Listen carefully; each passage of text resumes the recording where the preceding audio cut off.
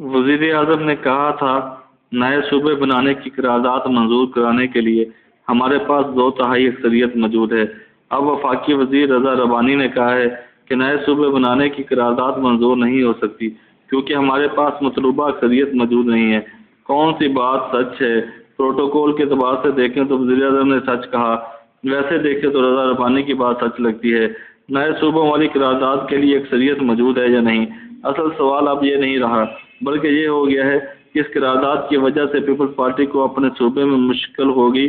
قرارداد متحدہ نے پیش کی تھی تو اس کا خیال تھا کہ اس کا کوئی خاص مطلب نہیں نکالا جائے گا، چپ چپاتے منظور ہو جائے گی، لیکن سندھ کے قوم پرست ان کے اندازوں سے زیادہ چوکنے اور سیانے نکلے۔ ان کا حال یہ ہے کہ خط کا مضمون بانپ لیتے ہیں لفافہ دیکھ کر، چنانچہ وہ بانپ گئے کہ نئے صوبے بنانے کے اختیار صوبائی اسمبلی سے لے کر قومی اسمبلی کو یعنی وفاقی حکومت کو دینے کا مطلب کچھ اور ہے اور کچھ اور ہم نہیں ہونے دیں گے۔